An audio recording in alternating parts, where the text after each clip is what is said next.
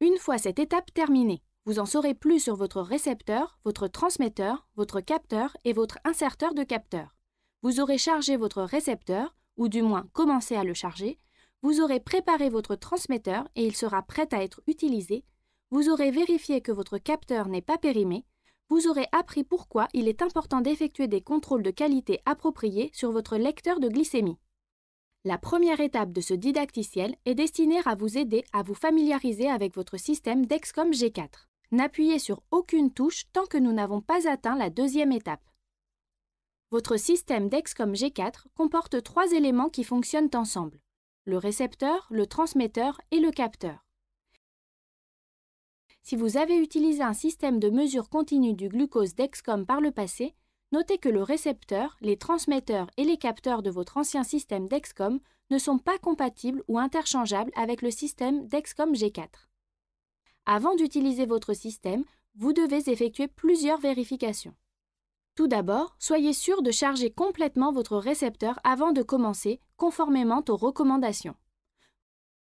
Vous pouvez charger votre récepteur de 2 manières, avec le chargeur mural ou avec un câble USB branché à votre ordinateur. Un adaptateur approprié à votre pays est inclus dans votre kit de démarrage Dexcom G4. Il doit être utilisé avec votre chargeur mural. Une charge complète peut prendre jusqu'à 3 heures avec le chargeur mural et 5 heures si vous utilisez votre ordinateur. Le symbole de batterie se remplit au fur et à mesure que le récepteur se charge. Lorsque le récepteur est complètement chargé, le symbole de batterie sera complètement vert. Dans un deuxième temps, nettoyez le dessous de votre transmetteur avec un chiffon humide ou un tampon imbibé d'alcool et séchez-le. Effectuez ceci au début de chaque nouvelle session de lecture. Puis, vérifiez la date de péremption figurant sur le capteur pour vous assurer que le capteur que vous utilisez n'est pas périmé. La date de péremption est indiquée au format suivant: année, mois, jour. Votre capteur doit être inséré au plus tard à la fin du jour imprimé sur l'étiquette de l'emballage du capteur. Pour finir, vous devrez effectuer des contrôles de qualité appropriés sur votre lecteur de glycémie selon les instructions du fabricant. Il s'agit d'une étape importante. Il est essentiel de veiller à ce que le lecteur de glycémie d'un patient indique avec précision son niveau de glucose pour garantir que les patients profitent au maximum et de la façon la plus juste possible du CGM. Comme vous pourrez le voir, votre système Dexcom G4 est calibré avec les valeurs de glucose au bout du doigt. Il est important de vérifier la précision de ces valeurs au bout du doigt afin de garantir un fonctionnement optimal de votre système G4. Prenez donc le temps de vous assurer que votre lecteur de glycémie est codé et que les bandelettes de test ont été correctement stockées et ne sont pas périmées. Vérifiez vos bandelettes d'essai avec la solution de contrôle conformément aux instructions du fabricant. Remarque, certains lecteurs peuvent ne pas nécessiter de codage. Reportez-vous aux instructions d'entretien du fabricant de votre lecteur. En plus de vous assurer de la précision de votre lecteur, vous devez observer la meilleure technique de relevé au bout du doigt lorsque vous calibrez votre capteur G4. Il est extrêmement important de ne pas oublier de vous laver les mains avant d'effectuer un relevé de glucose au bout du doigt. Voilà, nous avons préparé les différents composants de votre système G4 et ils sont prêts à être utilisés. Continuons pour vous aider à mieux comprendre votre dispositif. N'oubliez pas, n'appuyez sur aucune touche tant que nous n'avons pas atteint la deuxième étape. Commençons par votre récepteur. Votre récepteur est un petit appareil qui tient dans la main et qui vous indique les valeurs de glucose de votre capteur en milligrammes par décilitre ou en millimoles par litre, selon l'unité de mesure standard utilisée, la direction et la vitesse d'évolution de vos niveaux de glucose, ainsi que vos tendances et profils glycémiques. Pour mettre votre récepteur sous tension, vous pouvez appuyer sur la touche sélectionnée, la touche gauche et la touche droite. Notez que les touches haut et bas n'allument pas le récepteur. Une fois que votre récepteur est allumé, l'éclairage de l'écran est activé automatiquement. Pour accéder au menu principal, appuyez sur la touche sélectionnée. Pour faire défiler les options, les mettre en surbrillance et configurer des valeurs, aidez-vous des touches haut et bas.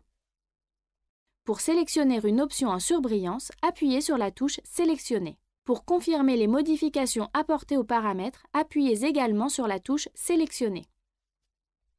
Pour retourner à une option de menu antérieure ou à un écran précédent, appuyez sur la touche gauche. Pour passer à l'écran suivant, appuyez sur la touche droite.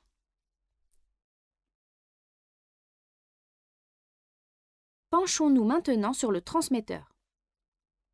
Le transmetteur envoie les valeurs de glucose au récepteur par l'intermédiaire d'une transmission sans fil.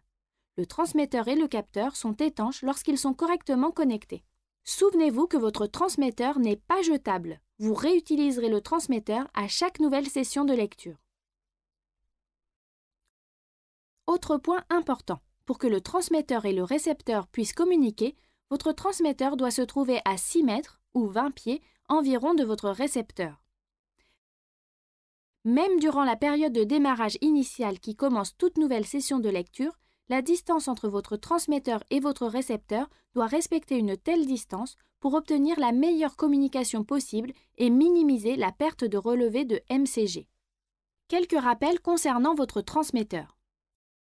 Le récepteur et le transmetteur sont conçus et testés pour résister aux interférences électromagnétiques courantes, notamment celles des systèmes de sécurité des aéroports. La communication sans fil ne fonctionne pas aussi bien sous l'eau. Votre transmetteur et votre récepteur devront donc être beaucoup plus rapprochés l'un de l'autre si vous vous trouvez dans une piscine, une baignoire, sur un matelas d'eau, etc. Et puisque nous parlons d'eau, votre capteur avec le transmetteur attaché sont étanches lorsque vous prenez une douche, un bain ou que vous faites de la natation. Des tests ont permis de déterminer l'étanchéité du capteur lorsqu'il est immergé à une profondeur de 2,44 mètres, 8 pieds, pendant un maximum de 24 heures. Le récepteur n'est pas étanche, ne le mouillez jamais. La batterie de votre transmetteur a une durée de vie d'environ 6 mois, après quoi il vous faudra remplacer votre transmetteur. Votre système vous informera de la nécessité du remplacement de remplacer votre transmetteur en affichant l'avertissement « Batterie faible ». Cet écran apparaîtra pour la première fois lorsque la durée de vie restante de la batterie est d'environ 1 semaine. Et finalement, parlons un peu du capteur et de l'inserteur de capteur. Le capteur est la partie de votre dispositif qui est placée sous la peau de votre ventre et qui mesure en continu votre taux de glucose. Les capteurs doivent être stockés à une température ambiante entre 2 et 25 degrés.